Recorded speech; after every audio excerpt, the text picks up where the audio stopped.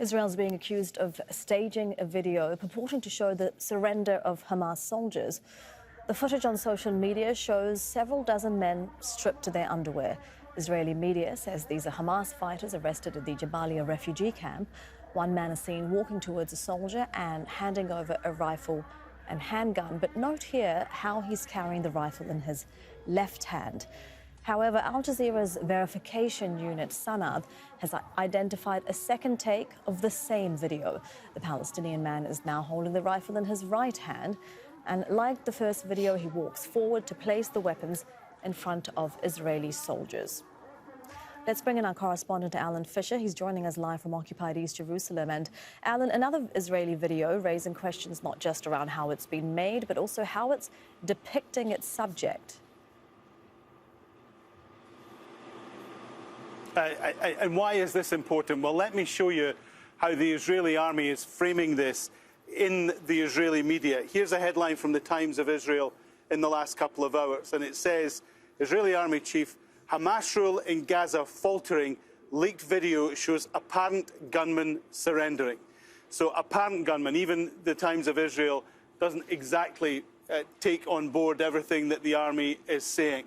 And so it's a concern that they would do this with the video, that they would stage this event. And it seems to be staged quite simply because there are two versions of this. And of course, then there are other questions. If these people are Hamas fighters, then they are prisoners of war. And prisoners of war are not to be filmed and humiliated in this way. That is against international laws and international regulations. Yet the Israeli army are using this footage to make the point that they are winning the war in northern Gaza, that they are slowly taking control of the area. And that has been their narrative, particularly over the last several days, that it has been a difficult fight, but they are winning the war. Now, we also remember just a few days ago when we had pictures of men who had been stripped to their underwear and were marched off, and we're hearing reports that they were taken away. Some were released several hours later, kilometres away from their home, with no clothes, after being interrogated and beaten.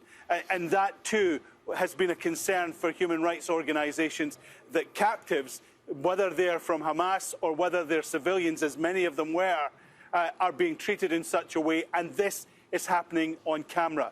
And we know that perhaps maybe this is some soldiers who are filming it and sending it to friends, and suddenly it explodes.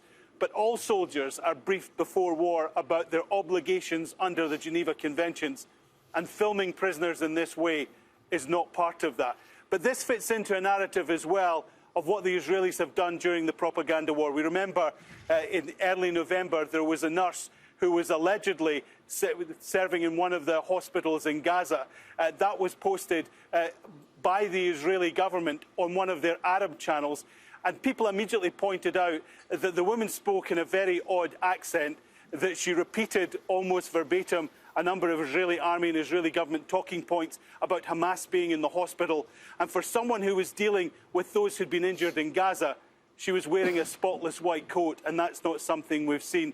I was speaking to one expert on mass communication recently, and he said that Israel's efforts at propaganda in this war have been, at best, ham-fisted. All right, Alan, and the Israeli army has also been talking about what's happening on its northern border with Lebanon. A lot of activity between the army and Hezbollah, but also UN peacekeepers.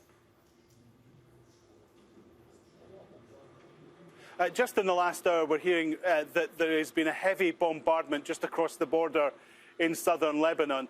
This was after an alert was sounded when two, what's been described by the Israeli army as targets, were spotted. That nothing seemed to happen. They weren't intercepted, but they did think they were rockets. And it certainly fits into the pattern of what's happening in the northern border, this low-level war that is raging between Hezbollah and the Israeli army. And on Saturday, we know that the Israeli army targeted a number of Hezbollah sites just across the border, and they say they destroyed them. Excuse me. So this fits into that narrative. But as we hear now, nothing official from the Israeli army, but certainly reports from on the ground in southern Lebanon, is that there is an intensive bombardment underway there just in the last hour. Adam, thank you very much for that. That is Alan Fisher with the latest live in occupied East Jerusalem. And